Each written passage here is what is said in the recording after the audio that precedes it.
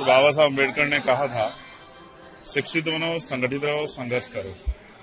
तो हम लोग जागरूक करें लोगों को और वो अपने अधिकारों के प्रति जागरूक हों, तैयार हों अपने छिने हुए अधिकारों को लेने के लिए। उसके जरिए जो है उनका जो जीवन है वो आत्मसम्मान का हो, अधिकारों का हो। तो हमने जो नारा दिया है वो यही है कि पढ़ेंगे तो आगे बढ़ेंगे और साथ साथ चलेंगे। बटेंगे जैसे बयान से क्या प्रभाव पड़ता है? मुख्यमंत्री जी को जवाब देना चाहिए। जब वो मंच पे खड़े होके हरिजन और गैर हरिजन की बात करते हैं, बांटा किसने? पहले ब्राह्मण, क्षत्रिय, वैश्य में, फिर जातियों के आधार में, जातियों में भी जातियां, गोत्र किसने बांटा? आप जानते हैं कि ये सब जो है जिन लोगों ने व्यवस्था बनाई उन्होंने ही बांटा। बटे हैं सच में। अब जब इस व्यवस्था कैसे तो भी करते थे, तो भी मरते थे, तो भी बिना अधिकार के रहते, तब भी जुल्म सहते थे, अभी भी सह रहे हैं।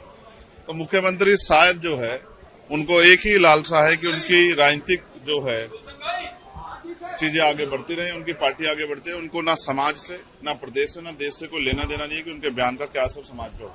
सर, एक जो विधानसभा में आपके प्रत्याशी पर्चा दाखिल किया था, लेकिन इंटर नहीं बुलाया गया, क्या साजिश इसके पीछे? देखिए, मैं ये समझता हूं कि जिस तरह का टिकट डिस्ट्रीब्यूशन हुआ था, भाजपा के लोगों ने डर के षड्यंत्र करके हमारे प्रत्याशी का पर्चा कैंसिल कराया। हम इन चीजों से डरने वाले नहीं। जिन सीटों में हमारे प्रत्याशी लड़ रहे हैं बेहद दमदारी से लड़ रहे हैं। मेरा विश्वास है कि आजाद समाज पार्टी का प्रतिनिधित्व इस बार विधानसभा में जाएगा। एक जानकारी मैं आपको देना चाहता हूं, हालांकि ये राजनीतिक नहीं है, मुझे नहीं पता आपके लिए इसके कोई मायने है या नहीं, लेकिन अभी मैं ट्रेन का सफर करके आ रहा हूं वंदे भारत से। C3 जिस बोगी में मैं था, जैसे ट्रेन ने बुलंदशहर क्रॉस किया, किसी असामाजिक तत्व ने ट्रेन पर पत्थर फेंका, जिसमें मुझसे आगे 2-3 जो चेयर्स हैं उनके आगे वाले जो एक यात्री थे, उनका शीशा चकनाचूर हो गया, उनको चोट भी लग सकती थी।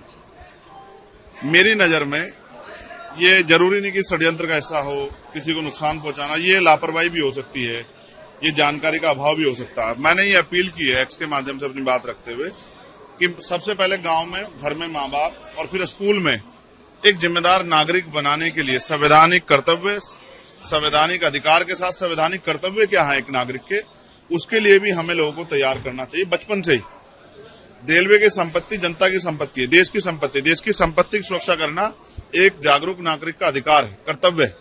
तो इसलिए मैं देश के जो संविधान में आस्था रखते हैं, जो मुझ में आस्था रखते हैं, जो इस आंदोलन में आस्था, उन सबसे अपील करता हूं कि कभी भी ऐसे किसी कृत्य का हिस्सा न बने जिसमें देश की संपत्ति को, सरकारी संपत्ति को नुकसान या किसी का भी नुकसान।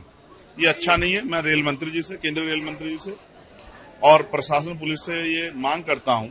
करोड़ों रुपए का नुकसान भी रेलवे का हो रहा है, जनता का नुकसान है। तो कभी कभी गैर जिम्मेदारी में, लापरवाही में हम अपना ही नुकसान करते हैं। तो इन सब चीजों से दूर रहना चाहिए। इसका नुकसान होगा, कल उन पर कार्रवाइयां होंगी। ये नासमझी खतरनाक है। इसलिए मैं अपील करता हूं सभी जागरूक नागरिकों से, उनके माता पिताओं से, बच्चों के और उनके परिवार के लोगों से कि ऐसी किसी भी घटना के लिए सबसे पहले स्वतः अपने बच्चों को घर पे जागरूक करें और फिर स्कूल में भी इसको बचपन से पढ़ाया जाना चाहिए कि क्या आपको करना है, क्या नहीं करना।